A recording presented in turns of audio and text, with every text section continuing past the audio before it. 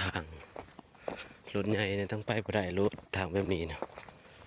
ยอมรถคอยนี่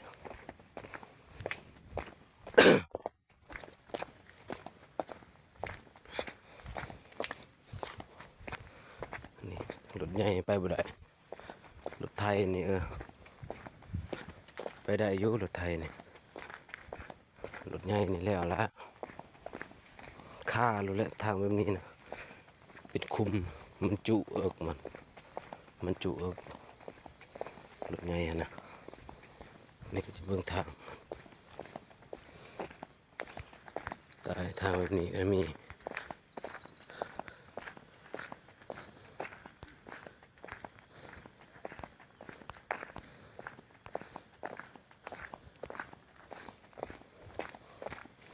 ขันรถใหญ่นี่โอ้ยแล้ว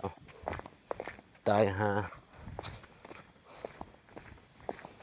รถใหญ่ช่วงยามพ้นไปบ่ได้แล้ว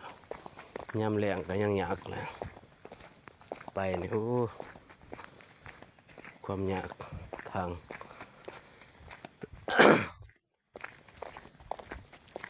ไปทางความยากเฮ้ยเมืองคุมเป็นปีกเลย